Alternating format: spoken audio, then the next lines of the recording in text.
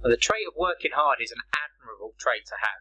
So why is it that the hardest working people are not always the most successful? In this video, you're going to learn how this trait may have inadvertently been holding you and your team back without you even realising it, and you're going to learn how to turn it into a change-making machine. This is a big obstacle to overcome, both on a personal level and when coaching others who are hardworking. So there's a lot to cover. Let's dive right in.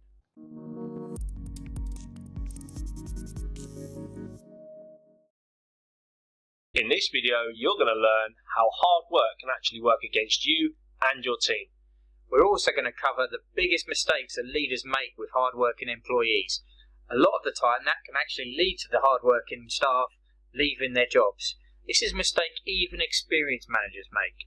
And we're going to show you how to spot a critically negative hard-working situation. We're also going to show you what to do to fix this situation. There's also an added benefit that you'll spot as we get further through this video, but we'll look out for that later.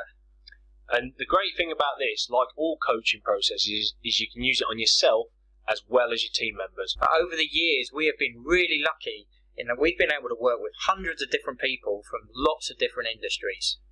That's right, and this has allowed us to see repeatable patterns that it would have been impossible to spot without having access to a huge amount of different businesses, industries and different organisations. And we're going to share these findings with you today. If you want more tips and techniques on how to improve your communication and leadership skills, go and visit our website at curiouscommunicator.com.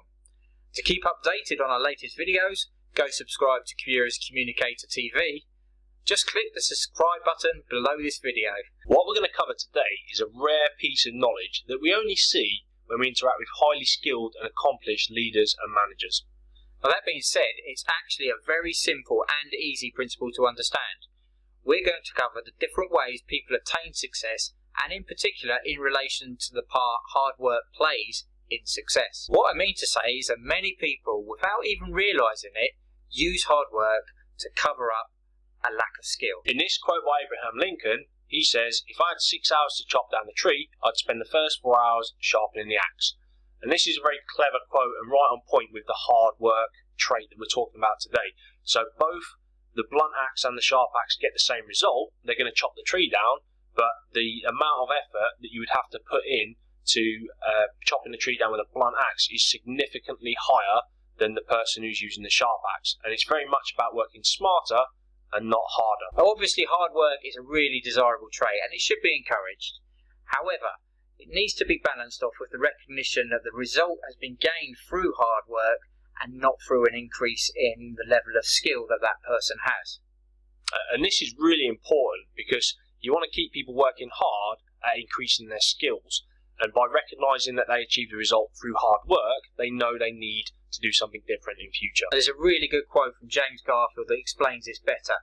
If the power to do hard work is not a skill, it is the best possible substitute for it. And there's another quote about hard work by Henry Ford, and it goes like this: "The harder you work, the luckier you get."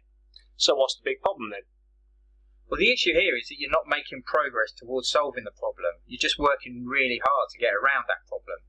So going back to our Abe Lincoln quote, all you are doing is putting loads of effort and energy into chopping that tree down with a blunt axe, rather than learning how to sharpen the axe so you can get the same result, chopping the tree down, with just a fraction of the effort and hard work. In any organisation, when you're getting results, there's always a start point and an end point.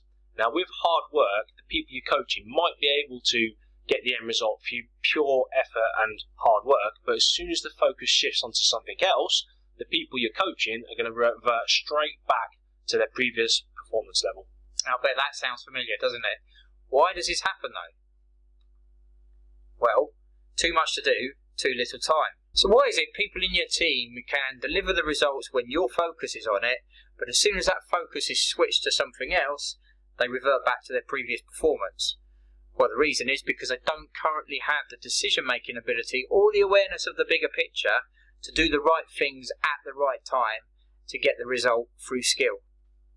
And what this means, to simplify it, is people essentially have, for example, this example both myself and Brennan use, people have 50 things to do, but they only have the skill to do 40. So there's always going to be 10 things left over. And what this translates as is they're either going to rush 50 things because they don't have the time to do 50 things properly, which means you get 50 things done badly, or they're just going to not get 10 things done, which means you get part of the job that's not completed to a satisfactory level, or it's not done by the time scale that you gave someone. Only these 10 things are not always left because people can change the way they get results, and this is something that really clouds the hard work trait. When people are motivated, they will work harder. This can be by putting in extra hours or missing breaks or just working more intensely than they normally would. And the definition of hard work backs this up. So let's break this down. A great deal of effort or endurance. So breaking this down again, a great deal of effort equals an increase in a level of intensity, and a great deal of endurance equals an increase in the time worked. And by increasing the level of effort and the length of time worked, it leads people, the coach and the coachee, to believe they have reached their goal when actually they have not. And this is a situation we see quite a lot. Someone works hard to get those extra 10 things done, so they can only do 40 things, but by working hard they get 50 done, and then their boss sees that they produce the results, they get the results, so they give them even more responsibilities, which means they've got more things to do. Now, this is really dangerous. Now you have a recipe for someone working really hard to then fail. They have now got 70 things to do, but they can still only do 40.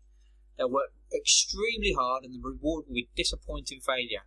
This is not a good strategy for continued learning, and it can sour the leadership coaching work you do with them. As a coach, you can overcome this by focusing more on the way someone does the job rather than the results themselves.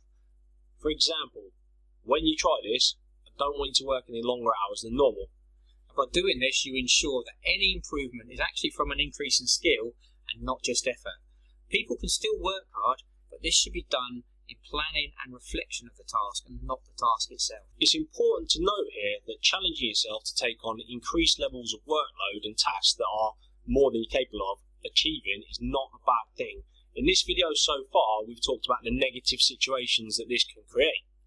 However, you'll be really pleased to hear there is a simple 4-step process that anyone can use that will allow you to take on bigger challenges and more responsibilities without having to worry about how failing could damage your reputation and miss out on opportunities. Step 1 is get into the habit of observing when you haven't done a task before, because if you haven't done it before, it means you're not going to do it very well. And be realistic with your plan. Whatever plan you make, when you haven't done a task before, the chances are you're going to fail. Step 2. Now that you can see you have 50 things to do, but you can only get 40 done, you're going to have to come up with a plan and then run this plan past someone who is really experienced in that task or that particular project. Step 3. You're going to want to instinctively not tell your boss or the person in authority that you're close to your limit, because this means you've got to admit that that's the maximum of your ability level. But this is exactly what you need to do. You have to tell your boss your plan and what's happening. The reason for this is because what you're doing, if it fails, can affect them in the bigger picture, and it's important to be someone who does what they say they're going to do. It's also got the side effect of reducing your anxiety levels.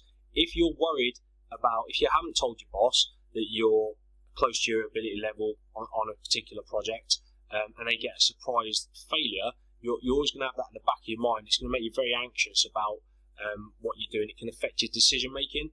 The flip side of that is you take the time to explain to your boss you are at your limit and you are going to try your best, and this is the plan that you have. If it does go wrong, you don't have to worry about explaining the reason why it's gone wrong to your boss, because they'll already know. You've already told them in advance, and this makes you, from a character point of view, it makes you the sort of person that people want to work with, because you do what you say you're going to do. And if you're going to struggle with something, you let people know that is the case. And it's about honesty and integrity. So step 4, this is where you execute the plan. It's really important to review your own performance here. Was what you delivered what you planned to deliver? This hard work trait is something you need to be aware of all the time, because when you and your people are going to be promoted into new positions or given more responsibility, you're going to be proud, you're going to want to do a good job, and the pressure to not go through the 4-step process or even miss one of the steps in the process is very high, because you want to get that result so you can prove that you were the right person for the job. But you always need to follow that 4-step process, because it stops you getting in a position where you're relying on hard work to do the job. And you want to focus on getting skills and sharpening that axe, getting the skills right, and not relying on just hard work to get jobs done. Okay, so one of the biggest things that can go wrong here is that you get a result, and then you get praised for getting that result, even though the correct praise should be something like, well done for getting that done, but I want you to work on this next time, so you can deliver to the same level, but with less effort.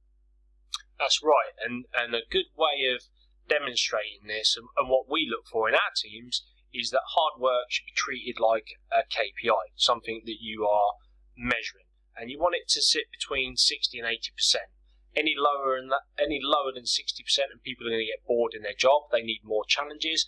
If people are working above 80% in the long term consistently, it's going to reduce morale, which increases labour turnover, which is absolutely something you want to avoid as a leader, because it takes so much time and energy to train people up. Now, a good way to follow up on how a person is getting results is to ask really specific questions. So, for example, if you were to ask a very general question like, how did you get on with that job? Obviously, they're going to respond by saying, yeah, fine, we did okay, because they don't want to be seen as not being able to do that job. And that's a really bad example of the sort of questions you should be asking, but it's something we see all the time. A better example, and to give a good example for you, would be to ask something a lot more specific, like, how long did you spend on that task? And you get some really good information back, and you know if the longer they spent on it, you know they're relying on hard work to do it. And the less time they spend on a task, the more skillful the person is. And if it's a particularly important task, a top tip here is to speak to the other people in the team to see how the results are being achieved, because other people will be honest about how that person's working. Okay, so that's it for this leadership coaching technique. We hope this video has helped you develop your coaching awareness. You can build your reputation as a high-performing coach by avoiding the hard work trap so many leaders and managers fall into. Now, if you've learned some cool stuff on today's video, make sure you subscribe to our channel right now. Just click on the subscription button below this video. And don't forget to get your copy of our Ultimate Coaching Guide sent directly to your email address immediately. Just click on the link in the description box below. It's full of valuable advice and it's free. Also, if you want more tips to help you improve your leadership and communication skills, head over to curiouscommunicator.com and sign up to the newsletter. You'll receive exclusive tips and techniques that we do not share anywhere else. And now it's your turn. Which of today's techniques has been most useful to you? Will you be able to spot if people are relying on hard work to get a result now? Or has the tips in this video helped explain the need for building skill rather than relying on hard work? Either way, let us know by leaving a comment right now.